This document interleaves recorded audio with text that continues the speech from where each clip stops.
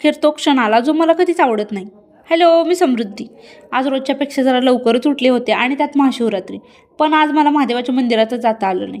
म्हणून गणपती बाप्पांचा आशीर्वाद घेतला आणि यांना सगळ्यांना बाय बाय करणं ना खरंच खूप अवघड काम आहे माझ्यासाठी हे.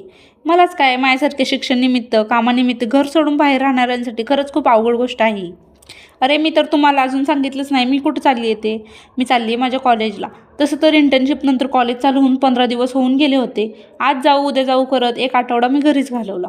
या इंटर्नशिपच्या नादात ना आपले पूर्ण 3 सेमिस्टर बाकी आहेत हे तर विसरूनच गेले होते मी.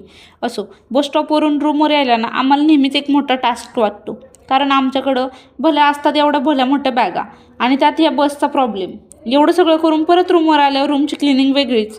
जरा वेळ बसले होते, नंतर म्हटलं चला बसून जमणार आहे का. सगळं आवरल्यानंतर देवापुढे अगरबत्ती लावली. उपवास होता म्हणून खूप भूक लागली होती, पण आमचा गॅसच संपला होता म्हणून खिचडी ऑर्डरच केली. आणि इथून पुढं तुम्हाला ना माझ्या कॉलेज लाईफचे, बॅचलर लाईफचे व्हिडिओ पाहायला मिळतील.